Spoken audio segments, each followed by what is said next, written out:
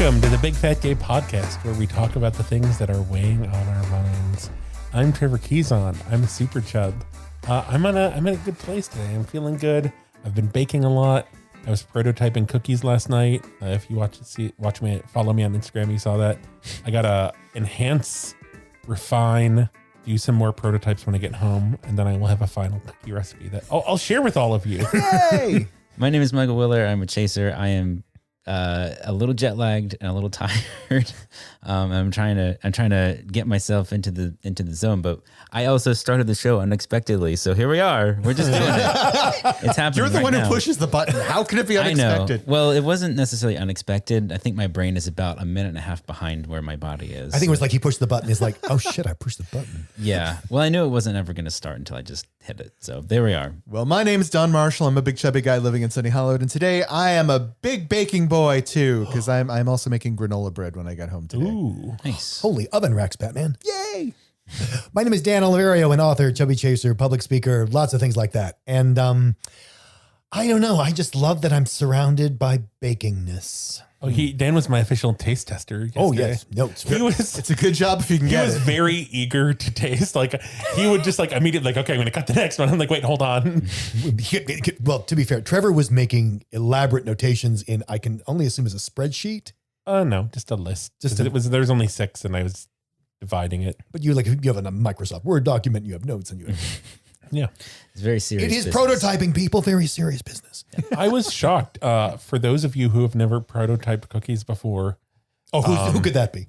I was like shocked at how different some of them were. Yeah, it's fun. It's cool. It's the theme for the cookie, like the inspiration is like No, wait, say it. The flavor story. That's right, Trevor. Oh, wow. The flavor story. Yes. So the flavor story was I had to pick a time, and I chose late night trips to Denny's in high school. Nice. So it's like pancakes, waffles, coffee, This needs music. French fries, cigarette smoke, because we would have to go to the one Denny's where my friends who smoked could have cigarettes. Is this being incorporated into the It flavor is. story? It is. And there was one where it was like smack on. It hit all of those notes, and it was so bizarre and wonderful. Was that number 3? That was number 3. Yeah. I'll link to my Instagram story with all this. Nice. So the time you described, I was like, oh, I immediately know what my cookie flavor would be, and I think would be awful. Because after our late night live action role playing group, we would go to the Odessa Diner in New York City, and we'd have disco fries. Oh, yeah. Fries with American cheese and gravy. That sounds like a great cookie, Don. Oh yeah, that American cheese and gravy cookie. Yeah, I'm in. Well, nope. You can have that one. I will not be your taste tester. You could make a sweet cheese cookie. I think you could make that happen. Sure. Yeah. But, let's get was into it. goddamn polite. Pivoting from high school trips to Denny's, there is a new show Oh, that's right.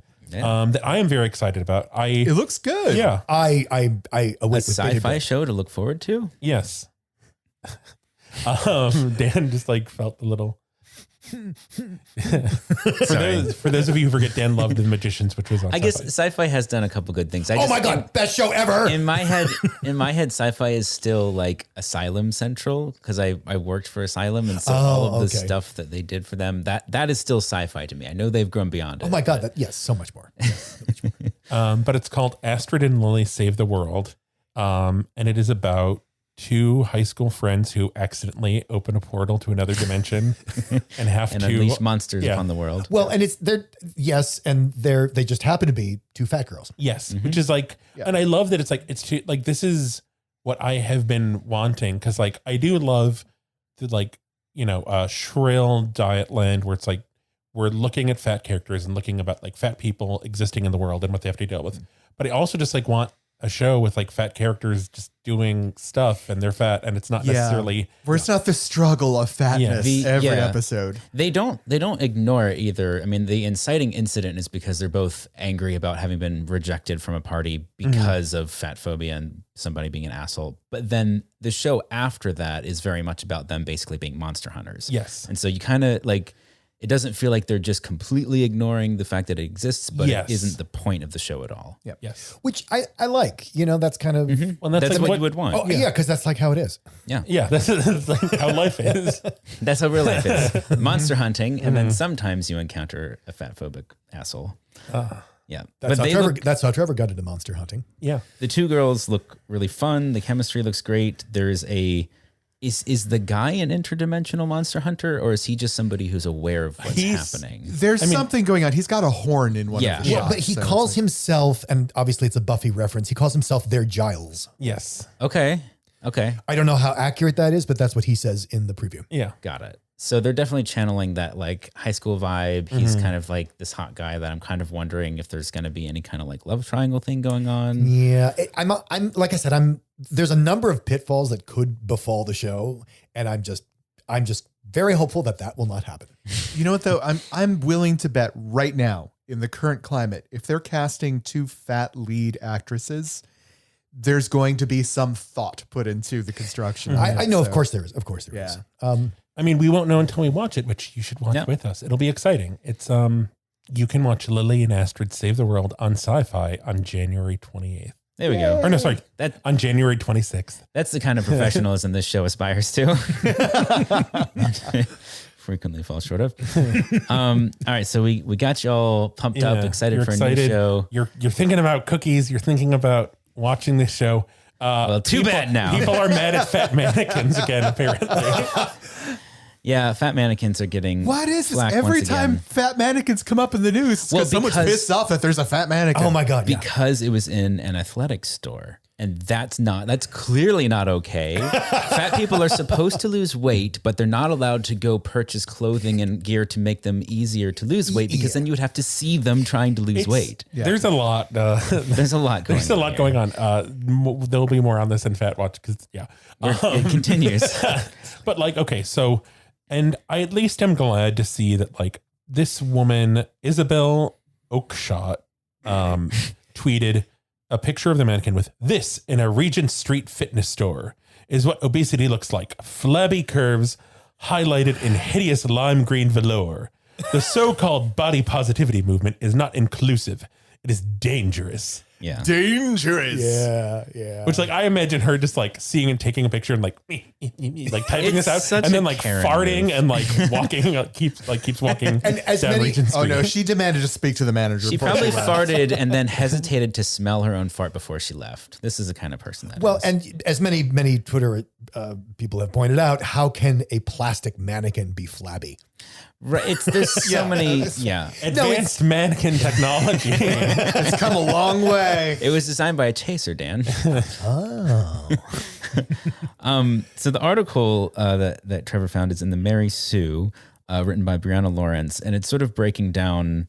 I mean, obviously there's a lot going on here, but there's also not a lot going on No, here. I think this is exquisitely simple. It's- This is just about yeah. fat people need to not exist. That is the point of view. That's the simplicity. But then there are a lot of people who are basically taking this woman down on Twitter as well. Like Yeah. that was what Brianna was saying, was she tuned in largely just to see this woman kind of get eviscerated. And some of the responses were really good. And some of them, there are a lot of tweets in Brianna's article that she screen capped and included that are like, the first one is shoddy beefing with a mannequin. It's just like delightfully dismissive. She has one paragraph in here that I just want to read.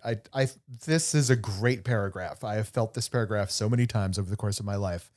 Lose weight, but not in the presence of those who harp on you to lose weight, except they will continue to ask you if you're working to lose weight and only say you look good if it appears that you have lost weight. Yeah. Yeah. That pretty much. they don't want to see you losing weight. Yeah, that pretty much encapsulated the entire experience. Yeah, and it's like, and then somebody tweeted, well, it was something, hold on, I want to find Oh, it and by the because way, it's- unquestionably, you should lose weight. like that is the premise that overrides all of it. Yeah. I really loved one of the tweets in response was about like, okay, so if we can't go to the store to, it was on Twitter. Louisa the Last said, "Oh, sorry. I guess when I want to exercise as a fat person, I'll just swathe myself in burlap or perhaps a barrel on suspenders." Like, what do you want here? How do we? Clearly, it's not a a state of mind designed to let fat people win in any circumstance. Like you're not allowed to. You're just not allowed to be fat. You're not allowed to exist. That's really what this tweet is about. I mean, so okay, this immediately I thought of Fuchsia, the mannequin. Yeah. Fuchsia, And we I want remember a you. team up. So it's like Mannequin 2, Fuchsia. Lime Green Boogaloo. Yeah. For those of you who don't remember, Fuchsia was our magenta colored, Yes. large size In the mannequin in UK. England who Yeah. people were stopping and giggling at outside the store. And the store owner came out with an amazing, She was awesome. amazing Yeah. note on the front of the store. It was a about that. bridal mannequin, right? Yes. Yeah, Yeah. it was a bridal Fuchsia. mannequin. You're right. Yes. It's like them like back to back, like finger guns. And they're just like killing people. Mannequins killing people. Oh, wasn't that what Fuchsia was doing too? Wasn't that tied into our Halloween episode or I something? think so. Yeah.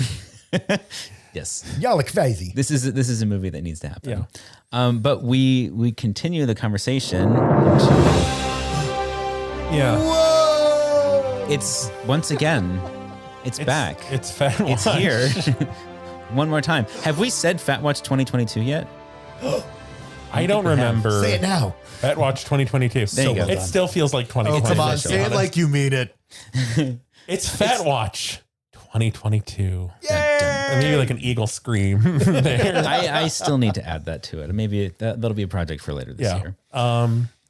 So kind of spinning out from this, people being mad at clothes for fat people who want to go to the gym. Self Magazine did this really great kind of it was a letter by the editor. Lita Shy? The title of the piece is "What the Future of Fitness Really Looks Like." And the letter breaks down like acknowledging anti-fatness and anti-fat bias within like just everything kind of tied to fitness. And they wrote a lot of really great pieces like how fat people can find fat-friendly gyms. What to say to people who come up to you and congratulate you for going to the gym at the gym.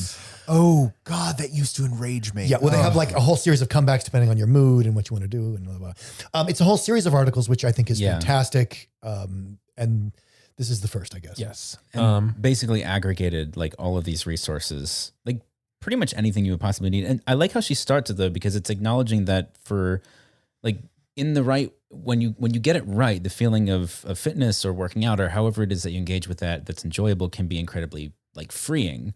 That feeling can be really, really good. And then if you're stuck in a gym where that isn't the case, that can even just prevent you from doing it at all. It can be really discouraging. And so these are a number of different ways to, for instance, resources on helping you find a fat-friendly gym, which is fucking incredible. And then like Dan was saying, like responses for people who are being, think that they're being helpful and supportive and encouraging and commenting on your body when like, can't we just go to the gym and like not worry about other people? Is that possible? Is that asking too much? I'm sorry, you haven't been to the gym, have you? No, I haven't. I think every time anyone comments on that, like to me at the gym from now on, I'm just going to comment on their genitalia. Oh. So what I thought was interesting about this piece. So I found out about this piece from, my Fat News aggregator, but not the self piece. I found it was all this backlash from like Breitbart and stuff. Oh, attacking Jesus self Christ. for promoting obesity. Of course. Well, they got to write about something hateful. And like, the woke liberal agenda. But like, okay, so I mean, this was touched on in the Mary Sue article with the whole thing of like promoting obesity. Like they're literally telling fat people how they can go to the gym and that's promoting obesity. And it's like, okay, well, if fat people go to the gym, it's promoting obesity. If fat people don't go to the gym, it's promoting obesity. That's what I keep coming I back would like to. this woman to suggest what a fat person is allowed to wear at the They're gym. not allowed to exist. And you might remember, those of us in the gay community remember when there was a thing about like, well, I don't have a problem with gay people. I just don't want to put it in my face, which means I don't want to ever be reminded you exist. Yeah. That's what that always means. I Which don't want to is- be reminded of your existence. And so, oh my God, I'm reminded of your existence. How terrible. Well, it's the entitlement that you're allowed to go through the world and that the world needs to kowtow to how you see the world. Like you're allowed to exist in the world exactly how you want, and everyone else has to basically do what you think. Well, they also have to exist how you want, Right. Or not exist at all. Yeah. Preferably. which is often how they want. Yes. Yeah. But this self article, and I say article, it's a series of articles. Yeah. Has a lot of awesome resources. And it pretty much gets straight to the point too. Like there's so many links in there. 6 And ways. just, I mean, fitness the cover, instructors. we should also point out the cover of this issue of Self Magazine has Jessamine Stanley, who we've talked about before, on it, which I think is also part of the backlash from like the weird conservative far right outlets, having a fat black woman on a magazine cover talking about fitness. Like, I mean, because for so many decades, thin white women have owned the fitness space. And before them, muscular white men. So, like the gyms and the Charles Atlas and all that. So yeah, this is a problem for the white supremacy. It must be combated, clearly. And I feel like gym membership in general is also a place of privilege too. Like, oh yeah, absolutely. having to pay the fee or whatever. So like, if you can, keep Yeah, people I mean, out there are a that you lot of don't- gyms out there where the membership fee is definitely it's a barrier to entry intentionally. I was going to say it's designed to be a barrier for entry. Yeah, like we don't want any of the pores in here working out with And that's true. Again, speaking as somewhat of a gym rat, I can assure you this is true because there's really only two kinds of gyms. There's the bargain basement. How low can you go with your fee? And then how low can you gear your services so you don't have to do anything for these people who, as soon as they join, become expenses that you have to service. Right. Or the polar opposite, which is, we're going to wipe your ass with silk and wrap you in seaweed every single week for free because you're paying $1,000 a month. You got that from the Merovingian in Matrix. And I love it. I'm here for it. You're welcome. It's one of the best. You and I agree on this. His explanation of why cursing in French is amazing. It's like wiping your ass with silk. Yes. Anyway, sorry, not to derail the conversation. But yes, so the fact that there's this gulf of like, I would like a gym that is, nice and not $1 million. That's kind of hard to find. I would also say for anybody out there looking for a gym, again, as the resident gym rat of the podcast, yes, there's the whole thing about like, do you feel comfortable in there? Is there a fat phobic vibe? But a lot of times I found this, you don't know what you don't like this gym. You don't know why. And you just know you don't want to go. And you think you're not liking the gym. It's not. You're not liking that gym. And so it's probably the one that's closest to you. It might be the one that's most affordable. But sometimes it's not that you don't like the gym. It's that you don't like that gym. But if you don't have a lot of gym experience, you might not know that. Mm-hmm. It is a weird experience. Like for me, gyms, I dove into gyms wholeheartedly and intensely for like 3 years. And what I found was like the cheap gym near me had a much nicer vibe than I had a 2-week membership at a Gold's Fitness near work. And it was like bamboo walls, like padded perfect floors where they changed the carpets every day. It was I literally think there was a big jug of cucumber water at the front, right? It was just luxuries I'm not used to, but everyone were assholes. You're like, and even if they weren't talking to you, like they just oozed asshole wherever they went. I have felt that vibe in a gym. And like I said, it's not you, it's the gym. Just go find another gym. Yeah. Maybe not right now. I feel partially responsible for the pandemic because I feel like there's been times where I'm like, I think I'm ready to like go back to a gym, and then there's a massive COVID spike when I like put that into reality as a thought. Monster. So Trevor's staying home from the gym to keep you safe. Yeah. So thank you, congrats, wonderful salutations to Self Magazine. And Self isn't the only outlet kind of trying to be more inclusive. What else is there, Trevor? So Victoria's Secret is trying to make amends. We're trying to make a buck. Wait, hold on. One of my resolutions this year is to use more sound effects. So, and the general vibe. So like I found out about this. Yahoo Style had an article, better late than never. Victoria's Secret receives reluctant praise for size inclusive rebrand. Well, it's so funny because I think they have teetered on the verge of irrelevancy for quite a while.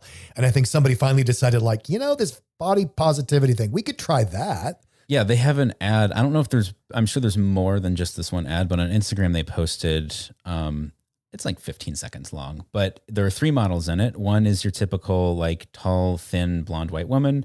The other is a tall, thin, black woman. And the third, I wouldn't be so crass as to try and guess her ethnicity, but she is a curvy, fat model. She's Asian adjacent, I'd say. Yeah. And actually fat. Let's start there. Like she's not, they don't have, because they're all in lingerie.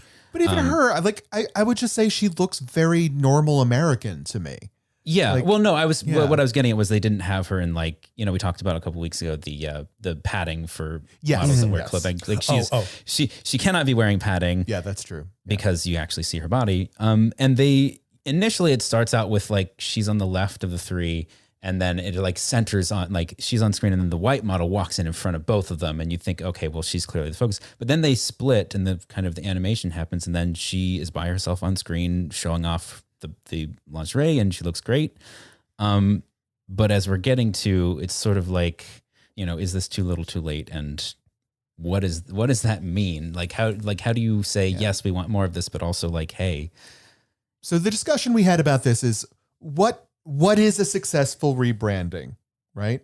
And like when we started talking about that, the first realization I had about that is there isn't one for me. Like just the name Victoria's Secret to me means not for you. And it has been the torchbearer for, I think, what is thin clothing, fat shaming since I was a kid. I can't think of one that's more. My first thought, my brain went to a weird place of, that like 12-foot tall skeleton Halloween decoration. Like that was like the Victoria's Secret ideal. Oh yeah. Of like every put some angel wings on a negligee on that thing and they're good to go. Yeah. Well, and I wonder, is there a male equivalent? I'm kind of thinking Abercrombie and Fitch. Yeah, Abercrombie and Fitch. Yeah. Absolutely. I thought of like Calvin Klein. Calvin Klein. I mean, here, I don't know. Here, just because I see billboards like Andrew Christian or Aussie Bum, which are like, I would say the like gay male proxy for Victoria's Secret because it's just like super sexy underwear. Yeah. Yeah. And like so as Don was pointing out, like the damage has been done because most people have spent a lifetime just understanding inherently that this is not for you. It never will be. It has, there's no version of this that is for you. And so if they were to turn around and say like, hey, by the way, it's for you now. Like, fuck you. I already know where to go. Well, and I think it's a little bit more egregious because like Abercrombie and Fitch, they've made no secret, Victoria, of the fact that the reason it's appealing. Thank you very much. I got there in the end. Yay! The reason it's appealing is because it excludes you. Yeah. I mean, you know that it must be good because you're not good enough. Yeah. I mean, the Abercrombie and Fitch owner said that verbatim. Verbatim. So then to come back and say, well, okay, we're not really selling enough. And the elitism thing is kind of played out. So I guess we'll make something that Tubbo can fit in. And it's that very resentful, condescending, well, okay, we'll put a woman in our catalog who might be a size 12. Is the Victoria's Secret thing a special situation though? Because they are a brand that is iconic going back to your grandparents' time that has always shit on us, as opposed to say the Gap rebranding, where Gap has had 3X. It just didn't really reach that. Well, Gap is a curious case because they're actually 3 different stores. Right. There's Banana Republic, there's Gap, and there's Old Navy, and they're all the same owners. And their sizing goes by that sort of income level. So the high-end Banana Republic stuff, like, their pants go all the way to size 36. Ooh. But Gap, which is the lower echelon for them in terms of, pricing, their pants might go to, let's say, 38, 42. And then you have Old Navy where, it goes to 42, but really that's a 46. No, I think actually Old Navy does go. I mean, it's been a while since I shopped there. I think they go to 48. They do. But my point is, if you want something that the number will make you feel good because it fits you, it's Old Navy. Yeah. Mm-hmm. But my point is that I didn't have the negative reaction to those. They're all. But see, what's interesting is they're all the same owner. Mm-hmm. So they're playing the same game, but like Banana Republic isn't doing a resizing campaign. No. Because they have Old Navy. Well, no, but it's okay. So let's say Calvin Klein. I say Calvin Klein because I feel like Andrew Christian and Aussie Bum to me are gay and like gay brands. And I think Calvin Klein is like sexy underwear, like metrosexual, like it's more straight brand. Yeah. And like where you could get it at a mall, like kind of like Victoria's Secret. So like Calvin Klein is going to do a size inclusive rebrand, which is, to me, I'm just like I feel weird even just like proposing this. What does that look like? What is necessities? Because I feel like I don't know what sizing Victoria's Secret I may be the only one in the room who's actually bought Calvin Klein, but I don't know that. I had it at some point. Okay. I mean, I find that Calvin Klein sizing varies tremendously, where in one season, if I buy a medium, it fits. But if I buy... Michael just pulled out his underwear band. I'm wearing them right now. Yeah. Well, but so sometimes I wear a medium in Calvin Klein, but oh my God, now they've cut this new thing and it's like, I need an extra large. Oh, but it fits in the chest, but goes down to my knees. It's just radical. But what's interesting about Calvin Klein is they used to have the reputation in the industry. This is about 10, 15 years ago, of being the most conservative. Like they weren't going to do no sexy underwear. That wasn't them. And then things started to shift because, well, guess where the money is. That's weird. I think the reason, to answer Trevor's question, and I think also to touch on why people are not embracing the Victoria's Secret rebrand as wholeheartedly as you might want to, is that a couple of years ago, back in 2018, 4 years ago, Victoria's Secret, according to this article, Victoria's Secret faced major backlash after the chief marketing officer, Ed Razek, told Vogue why plus size and transgender models weren't welcome on the roster. Oh, quote, shouldn't you have transsexuals in the show? No, I don't think we should. Well, why not? Because the show is a fantasy. It's a 42-minute entertainment special. That's what it is. It is the only one of its kind in the world, and any other fashion brand in the world would take it in a minute, including the competitors that are carping at us, and they carpet us because we're the leader. And when you say stuff like that, as recently as that, you can't do an about face and expect everyone to just like suddenly praise you for having good intentions. 100%. So like when we talk about what would make a successful rebrand, you have to look at the history of the company, I think, and like how vocally anti-fat, anti-inclusivity have they been? If they've just been kind of doing their thing for a while and not really going one way or the other, and then suddenly they decide, well, now's the time. I don't know. I say give them a chance. I don't necessarily know the history of Calvin Klein in this particular example, but I would say it depends largely on that. Like, are they going back on what they said before? Because I think that requires an extra step, which is to say we were wrong, and then you do it. I agree with that completely too. And that's not going to happen. Yeah. Yeah. I feel like I would have less backlash against a Calvin Klein than I would against an Abercrombie and Fitch for the exact reasons that you're talking about. Yeah, exactly. They haven't made their brand fuck you. Yeah. Exactly. Brand fuck you. I like that. Well, that actually is a brand kind of. Is it? Yeah. You know, but I also FCUK. would look at CK, and CK is advertising. They're the ones who instituted the entire waif thing. Oh yeah. Through the 90s and 2000s, which made me the polar opposite of sexy through my 20s. So yeah, they're not getting off scot-free from me either. You know, I don't see a reason to give them money if a company that has been making clothes that fit me can provide, you know, similar quality material at a lower price. I don't see a value in a name brand for me. Well, I don't understand. Here's the thing, you know, it goes back to what are you doing as a clothing business? And if your business model is that we create stunning clothes that it's other people's responsibility to fit into, then you're never trying to appeal to a market. You're trying to appeal to an aesthetic. You're trying to appeal to a lifestyle. You're trying to appeal to snobbery.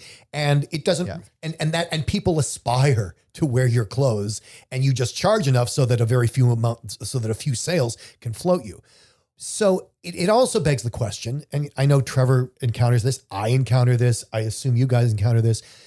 You know, what I want in a brand is consistency. Oh my God, yes. Oh, yes. What I want in a brand is yes. to know that if I get a Calvin Klein ribbed t-shirt, it always fits the same because it's a basic. Such is not the case. What I want is to have a pair of underwear that I like and be able to buy it later By because the it is same still, brand, yes, same size, it 1 is year later. still being manufactured and not like worry like, okay, is this going to disappear? Should I buy 100 pairs?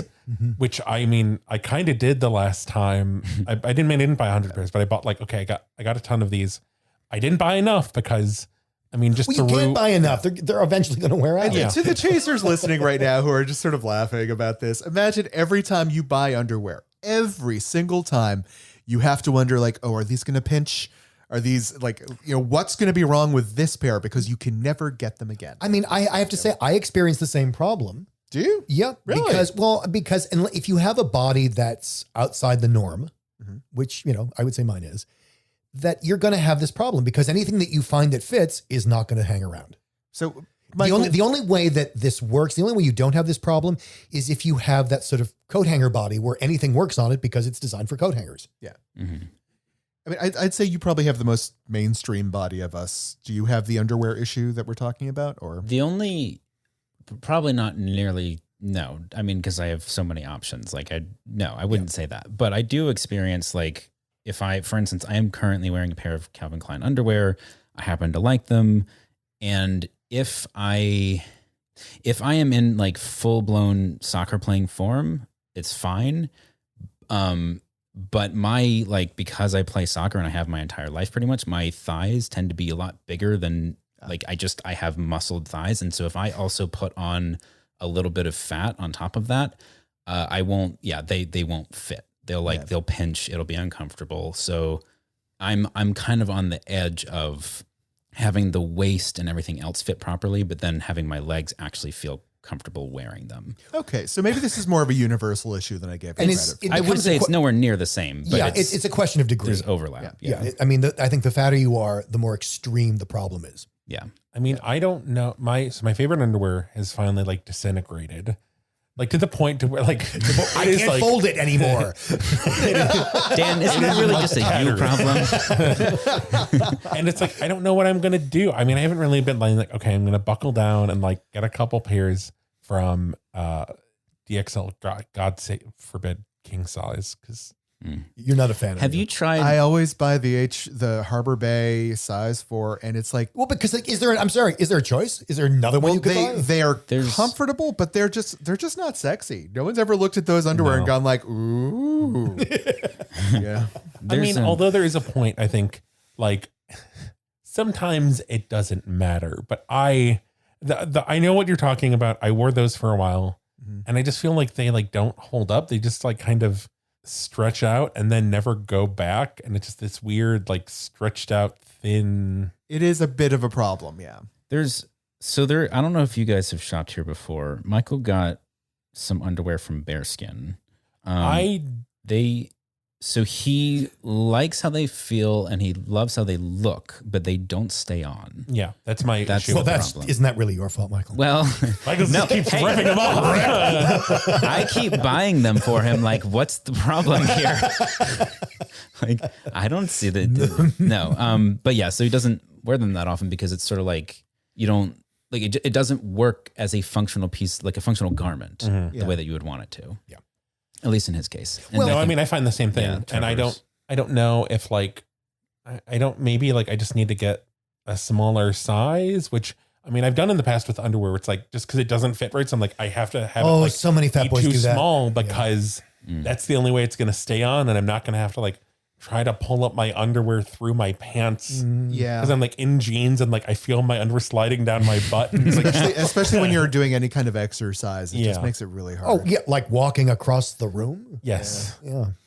Well, and you'd think that for a company that very specifically brands themselves as being fat friendly, that they could, maybe do a little bit better job of that. I mean, to be fair, trying to engineer garments for the supersize is not there is an architectural problem that no one is that interested in solving. I mean, it could be solved. Yeah, I think you would just have to like do an you would have to make a specific garment that's like cut for this size, like I think there'd have to be, improvements or research into elastic technology. There'd have to be, because you want it to stay up, but you don't want it to bind. And Well, and okay, so I have been kind of like, so there was, I think a listener sent in this company. I don't remember what it is.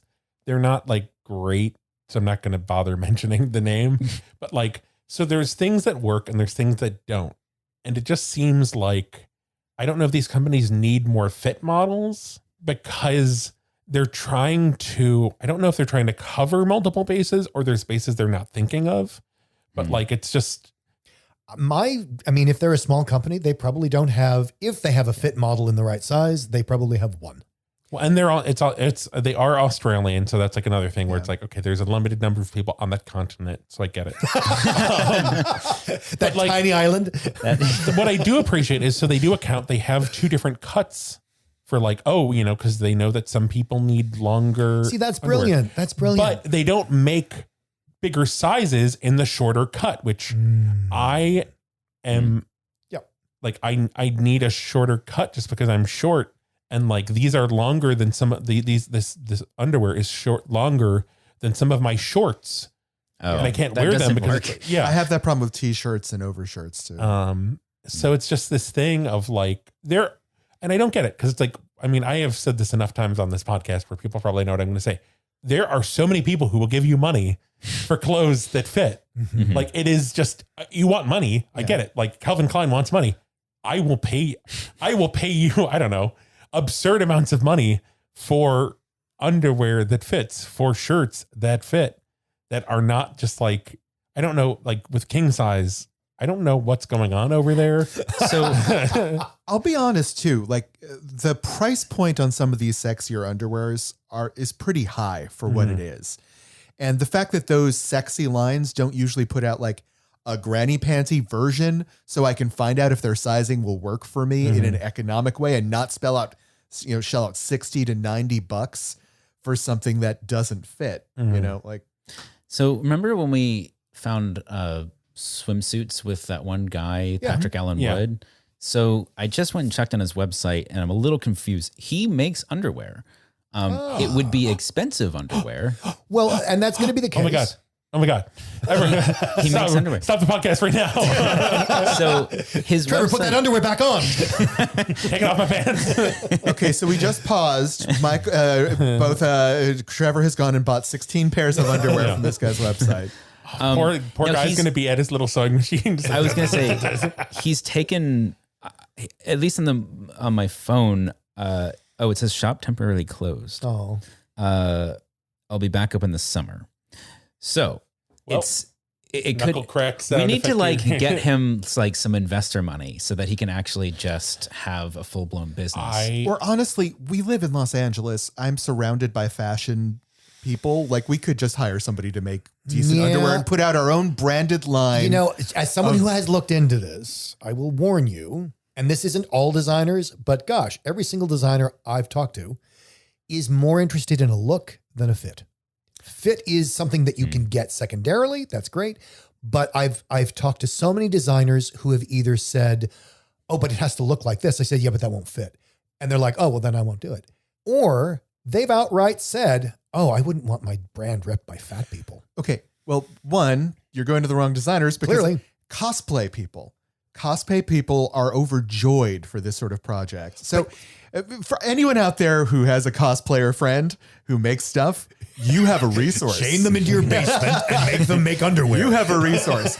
And generally they're way more open to larger size stuff because a lot of them are like, I know a bunch of people who work for the Society of Creative Anachronism. Correct. Right. Who have various widely varied body styles. Oh, yeah. And love making clothes from that period, but they have the skill set to make stuff from other periods too. If you ask, you might have a friend who can help you out with this. Mm-hmm. That's an interesting approach. I'm just having a eureka moment here. No, I like it. I mean, there's no harm in asking. Yeah. I don't know what the answer will be or the cost would be, but that's a great question. I think we should flood Patrick's inbox with requests again, because we, having bought his swimsuits before and knowing that they fit and they look great and they feel good, like he's done it before. And we just need to make sure that like I think if he just gets completely overwhelmed with requests, that'll make him come back to reopen his business. Or hopefully. Because people love that. I never, because we didn't go to New Orleans, I didn't get the bathing suit. But now if he's closed till summer, am I going to be able to get a bathing suit for Bigger Vegas? I'm like, you can write him an app. Yeah, I would write him. He's responsive over email as far as I've experienced.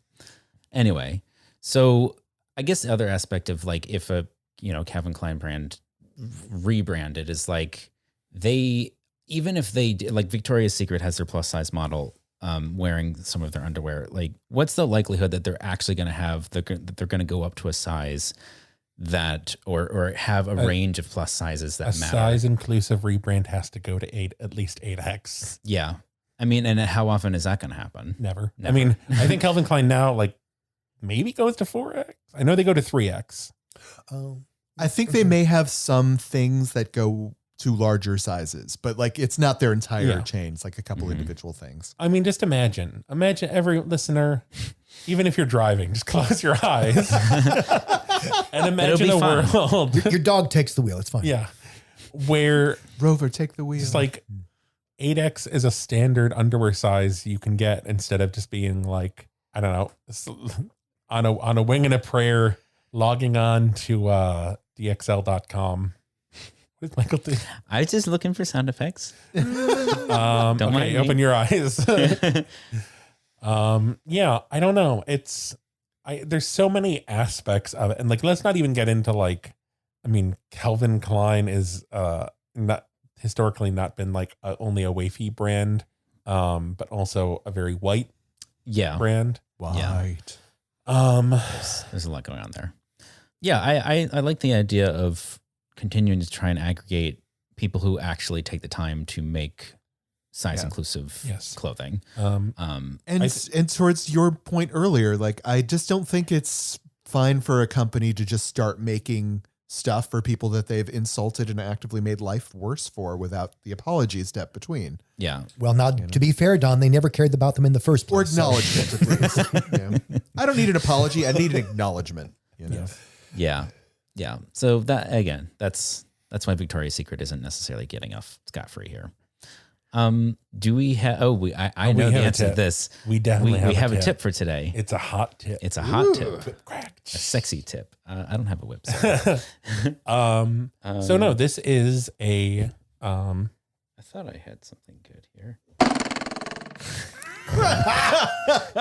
Nailed it. That works. I was about to at least. So this is a brand that they actually followed us on Instagram and I checked them out. It is Huscular Undies. Huscular. So on their Instagram page, they describe themselves as fetish underwear for big men up to 6X. Everybody is a hot body with all kinds of different let's see, they have a star emoji, a rainbow emoji, a bear emoji, a pig emoji, a panda emoji, a dog emoji, and a fox emoji. Are these on the underwear? No, this is on their Instagram. I was picturing like a pig emoji on the crotch. Yeah. You know? Well, they probably have that too. So this is, as Trevor was saying, it's fetish wear. Sexy. Yeah, it's like sexy underwear. It's very specific. Like there's, for instance, there are a few different pairs. They've got jock straps, but there are also a few different pairs of like brief style underwear that have just a hole in the back. I mean, I suppose you could call it like it's an intentional sort of slot. It's a slit. It's not a hole. Pooping I have port. underwear with holes in the back. They don't look like That ain't this. no thing. They're not intentional. Yeah. They also have some mesh underwear that caused quite the discussion. This is on the call the other day. I will say this is not. I think what Don described as airport underwear. Right. I do that one particular design you're talking about. I just like if your underwear is so attractive that you don't want to take it off to be fucked, that's the pair to wear. This isn't either. There's a lot of positive feedback from purchasers. Check it out. Let us know if you buy That's the a thing pair. that is a good indicator for me. Like they have good public responses. I mean, they're clearly specifically for fat people, fat men. I think it's Send us a pair. We'll do a review. Yeah. I mean, I will go to the airport. Put it through rigorous Did you like testing. the underwear done? I ruined it.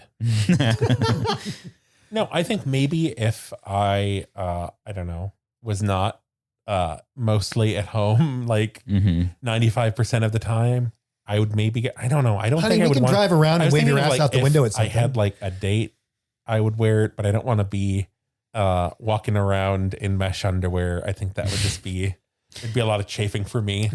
Yeah. I mean, it's definitely like you're But, like, having a hot date over. Yeah. Or like and- underwear party. Yeah. Or an underwear. Yeah. Like something where the whole point is to wear something that looks sexy and I flirty. remember underwear parties. Pre-COVID. I mean, Dan and I have our own little 2-person underwear parties on our Every couch. night. I do With, too, to my roommate's horror. Underwear party with Angela Lansbury. We've been watching Murder, She Wrote. Trevor has gotten way too far into Murder, She Wrote. But I think, yes, before we spiral out too far, I think we have a bit. Yeah. We do. Well, seeing as how we're doing a deep delve into people's underwear, I figured we'd Yes. delve even deeper into the history of people's underwear. Ouch. All right, so the history of underwear. Are we ready? The very first men's brief was invented in 1935. What did reviews list as some of their key features? 1.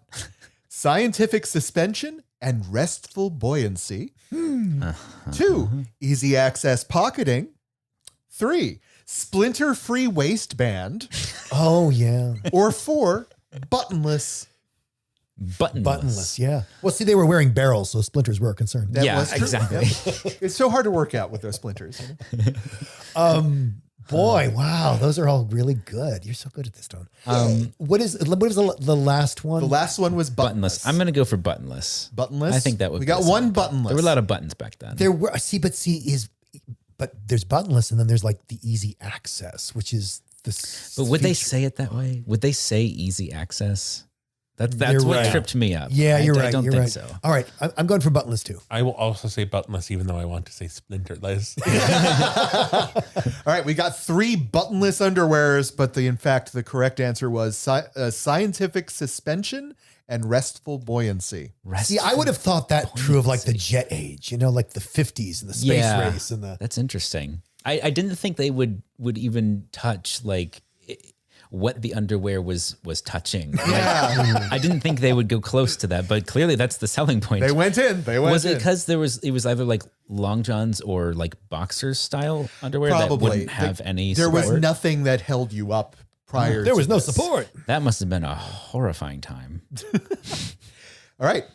King Tut is short for Tutankhamun, the Egyptian leader who ruled from ages 9 to 18 before being murdered and buried in what would one day become one of the most famous tombs in history. In what way will his name be tied to underwear for all time? 1. His underwear was made of spun gold. Ow. 2. He was buried with 145 pairs of underwear. 3. He was buried in underwear made of crocodile leather. Or 4. He is the only pharaoh found to have been buried without underwear. I'm going to say without underwear. Ooh. Tutankhamun is freeballing it. Yeah. Okay. I think gold. I think We got spun gold. gold. Yeah, the underwear. 145 pairs of underwear. That's just plain hard to get. He was wearing all of them. Oh dear. I'm so torn. Oh wait. Yes. I'm gonna go with spun gold. All right. All right. 2 spun gold and 1 freeballing. And the correct answer was he was buried with 145 pairs of underwear. Whoa! Yep. He knew. He Por knew. qué? Because He knew he you wasn't need gonna be able them to in the get more. afterlife. Por qué necesitas?